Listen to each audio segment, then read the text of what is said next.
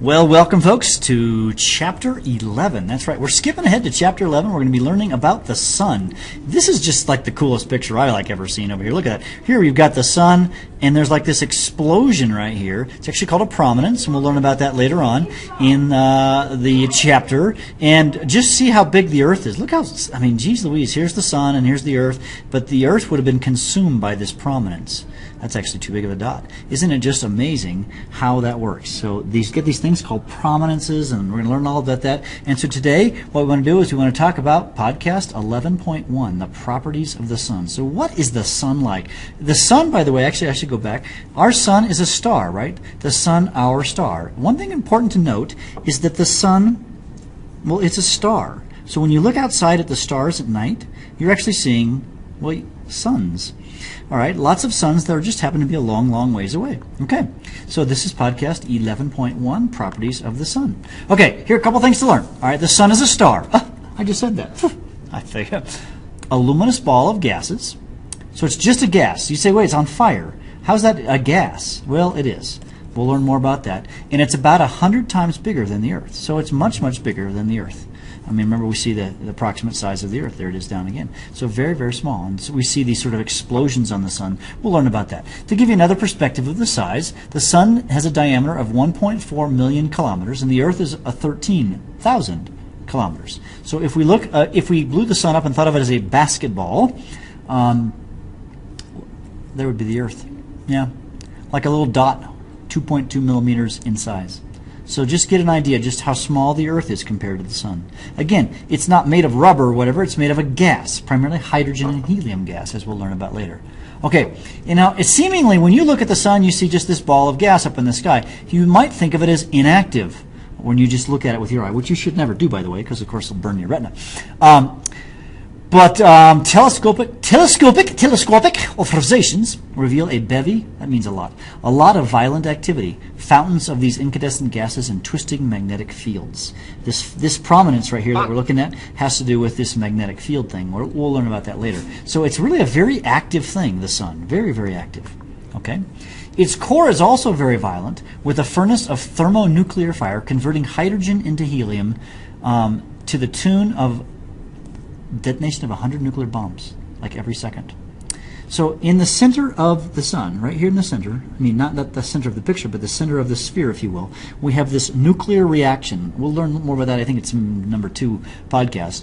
And so you have this huge force of nuclear explosions, and you'd think an explosion would cause it to just blow up and be gone. But there's also another force pushing it down, and that force is gravity. So there's sort of two forces, one pushing it out and one pushing it in. Gravity in, thermonuclear explosion out.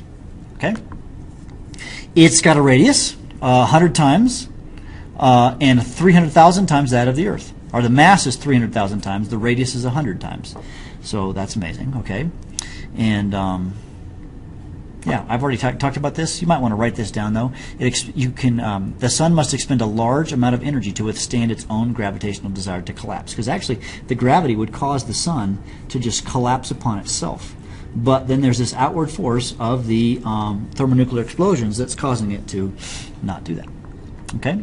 Some other interesting properties of the sun: its distance from the Earth is 150 million kilometers, or we say 1 astronomical unit.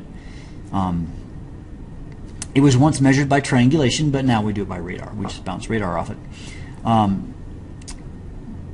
Yeah, that's probably good enough. You don't necessarily need to know this. This is nice to know. We can also use the what do you call it, the angular size, which we learned about in a previous chapter, to figure out its size as well. Okay? Other interesting, the mass and the radius of the surface gravity of the sun is about 30 times that of the Earth. So on the Earth, it's 9.8. So if we kind of round that to 10 meters per second, so it's about 30 times that. So it's about 300 meters, actually meters per second squared. Meters per second squared would be the acceleration of gravity on the sun. Actually, frankly, I think it's like 274 meters per second squared, because we did a worksheet on that.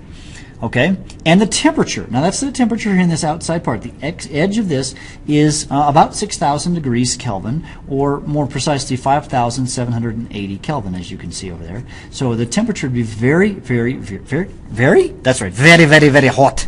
5,870 or 780 is very hot, is not? Yes, okay, very hot. Okay, The sun outside is 5,780 Kelvin.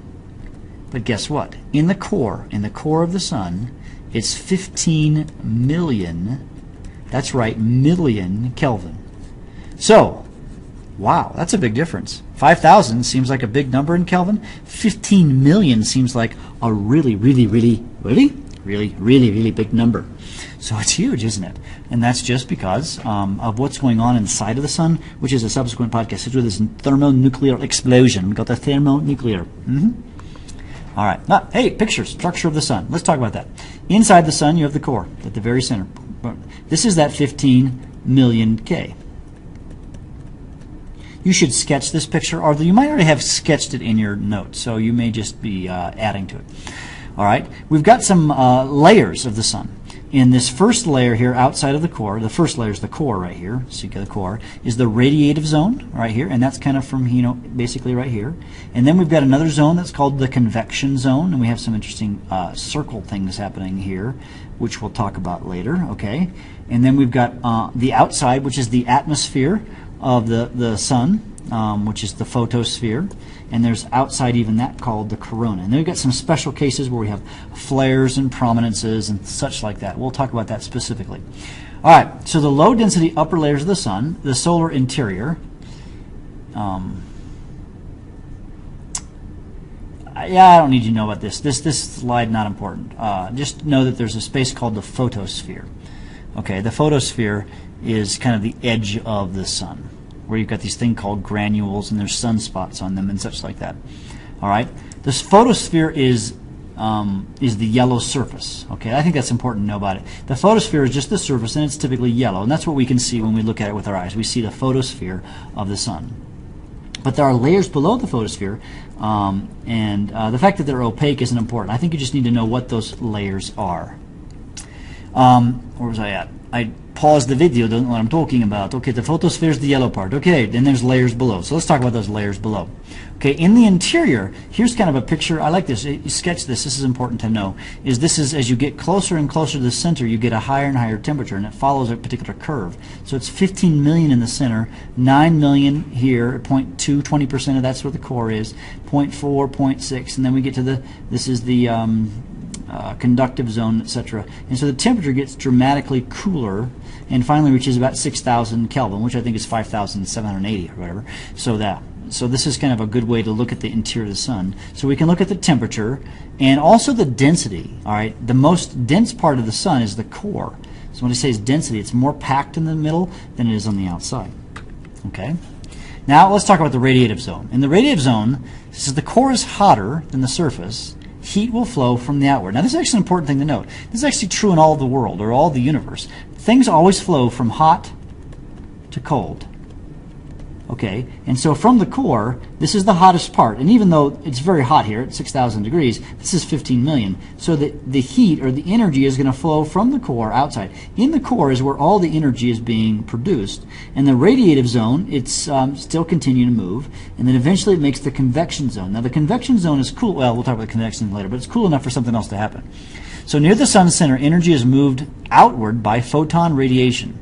All right, hence the term the radiative zone. Okay, that's the idea. Is the photons? Remember, light. A particle of light is called a photon, and so I'm talking about photons. The photons are moving from the center of the sun outward. Okay, and then there's this convection zone. Now notice there's like little circles right here, and that has to do with what's called a convection current. And so why don't we watch a short video about convection zones. There's convection zones on the sun, but there's convection zones in lots of other things in the world. So let's watch a short video clip about convection zones.